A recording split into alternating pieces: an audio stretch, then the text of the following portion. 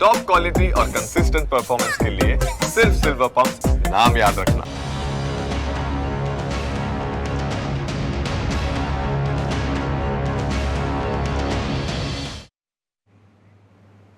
નમસ્કાર, હવે વિશેષ રજૂઆત સાથે હું છું જીગર। સતત બેઠકોનો દોર, એનએસએ, સીડીએસ અને સેનાના ત્રણેય પ્રમુખો સાથે સતત વાત, રક્ષામંત્રી, ગૃહમંત્રી અને રાહુલ ગાંધી સાથેની મુલાકાત।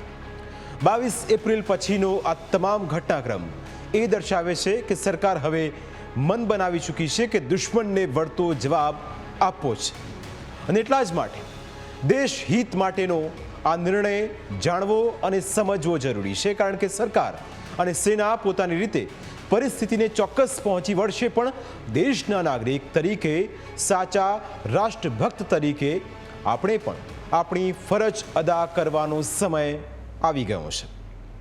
સરકારનો આદેશ દેશના તમામ નાગરિકો માટે છે।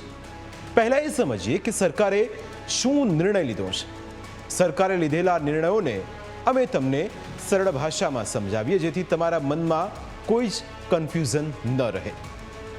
7 મેના રોજ દેશના તમામ નાગરિકો, બાળકોને સિવિલ ડિફેન્સની ખાસ પ્રકારની એક તાલીમ અપાશે। આ ઉપરાંત બ્લેકઆઉટ કેવી રીતે કરવું તેની પણ ટ્રેનિંગ આપવામાં આવશે। સ્થળાંતર યોજનાનું અપડેટ અને તેની ટ્રેનિંગ પણ ખાસ પ્રકારના કિસ્સાઓમાં આપવામાં આવશે। આ ઉપરાંત હવાઈ હુમલા સમયે ચેતવણી આપવા માટે જે સાયરન વાગે છે તેના સંચાલનની માહિતી પણ સરળ ભાષામાં અપાશે। પ્રતિકૂળ હુમલાની સ્થિતિમાં પોતાને બચાવવા માટેની તાલીમ પણ આપવામાં આવશે। આ ઉપરાંત સરકારે નિર્ણય લીધો છે કે દેશના તમામ નાગરિકો, બાળકોને સિવિલ ડિફેન્સની તાલીમ અપાશે। આ તાલીમમાં સ્વેચ્છાએ જોડાવાનું રહેશે। આ તાલીમ લેનારની કામગીરી યુદ્ધમાં મહત્વની બની રહેશે, કારણ કે તેમની કામગીરી નાગરિકોની સુરક્ષા, રાહત કામગીરી અને સૈન્યના પ્રયાસોને ટેકો આપવાની છે। હવાઈ હુમલા, બોમ્બ વિસ્ફોટ અથવા અન્ય હુમલાઓ બાદ ઘાયલોને બચાવવા ફર્સ્ટ એડ આપવી અને હોસ્પિટલોમાં પહોંચાડવાની કામગીરી પણ રહેશે। આ સાથે નુકસાન થયેલી ઇમારતોમાંથી લોકોને બહાર કાઢવા અને રાહત સામગ્રીનું વિતરણ કરવાની જવાબદારી છે। ખોરાક, પાણી, દવાઓનું વિતરણ કરવાની તેમના માથે જવાબદારી રહેશે। ઉદાહરણ તરીકે એનડીઆરએફ અને સ્વયંસેવકો દ્વારા ખરાબ થયેલા વિસ્તારોમાં શોધ અને બચાવ કામગીરીમાં મદદરૂપ થવું। આ ઉપરાંત બંકર્સ, શેલ્ટર્સ અથવા અન્ય સલામત સ્થળોનું નિરીક્ષણ કરવાની તેમની જવાબદારી પણ રહેશે। હવે એ પણ સમજવું જરૂરી છે કે બ્લેકઆઉટની ટ્રેનિંગ કઈ રીતે આપવામાં આવશે।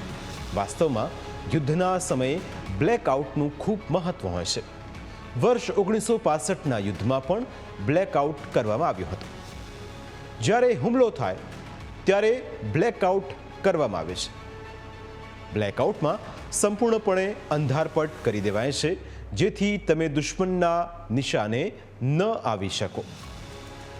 બ્લેકઆઉટની સ્થિતિમાં શું કરવાનું રહેશે?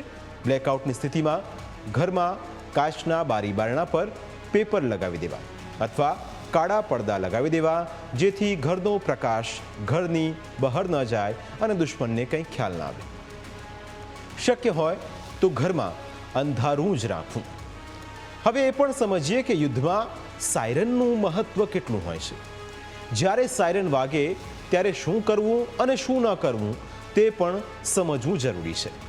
સાયરન એ હુમલા થવાની શક્યતાની ચેતવણી છે।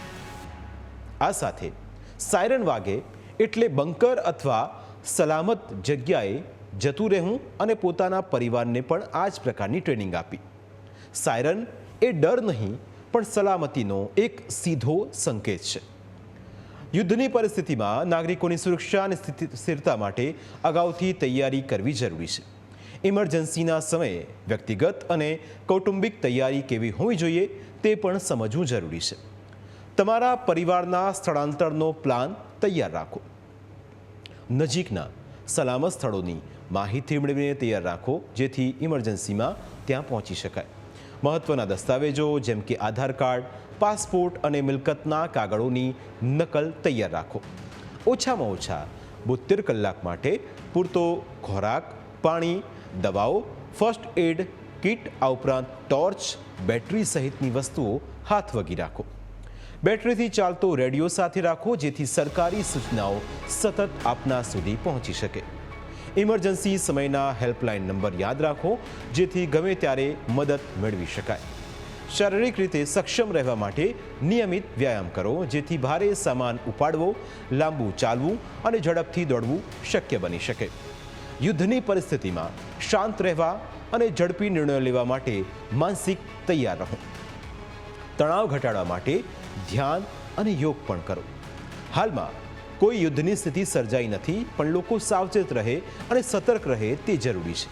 ઘણી બધી બાબતો લોકોને અગાઉથી ખ્યાલ હોવી જરૂરી છે, જેથી ભવિષ્યમાં જો કોઈ યુદ્ધની પરિસ્થિતિ સર્જાય તેની સામે દેશના નાગરિકો ખભેથી ખભો મિલાવીને સેના અને સરકાર સાથે ઊભા રહી શકે છે અને પોતાની જાતને પણ સુરક્ષિત રાખી શકે છે. આ ઉપરાંત મોબાઈલનું ચાર્જિંગ રાખવું, આ ઉપરાંત મોબાઈલની અંદર જે નંબર છે એ પણ ક્યાંક ડાયરીમાં નોટ ડાઉન કરી દેવા, જેથી ઇમરજન્સી સમયમાં આપ કોઈ પણ જગ્યાએ હો તો કદાચ કોઈ પણ જગ્યાએથી આપના પરિવાર સાથે અથવા આપના સ્વજનો સાથે સંપર્કમાં રહી શકો. આ ઉદ્દેશ ડરાવવા માટે નથી, પણ સતર્કતા માટે છે, કારણ કે સરકાર અને સેના સરહદ પર અથવા તો આતંકીઓના ઠેકાણાઓ પર હુમલો કરીને યુદ્ધ લડશે, પણ એક શહેરીજન તરીકે, એક દેશના નાગરિક તરીકે, એક ગ્રામજન તરીકે, એક દેશના વ્યક્તિ તરીકે, એક સાચા રાષ્ટ્રભક્ત તરીકે આપણે તૈયાર રહેવું પડશે, કારણ કે વાત દેશના હિતની છે. અને જ્યારે જ્યારે યુદ્ધની વાત આવે, દેશની વાત આવે, ત્યારે દેશના લોકો હંમેશાથી સજ્જ રહ્યા છે. અને તેનું ઉદાહરણ છે 1971નું યુદ્ધ. જ્યારે જ્યારે યુદ્ધની વાત આવી ત્યારે ત્યારે દેશ માટે મહિલાઓ હંમેશાથી આગળ આવી છે. અને એની અંદર એ પણ સમજવા જેવું છે કે જ્યારે 1971ની સ્થિતિ આવી, 1971નું યુદ્ધ આવ્યું, ત્યારે ભુજની મહિલાઓ કેવી રીતે મર્દાની બની તેના વિશે કરીશું વાત એક બ્રેક બાદ.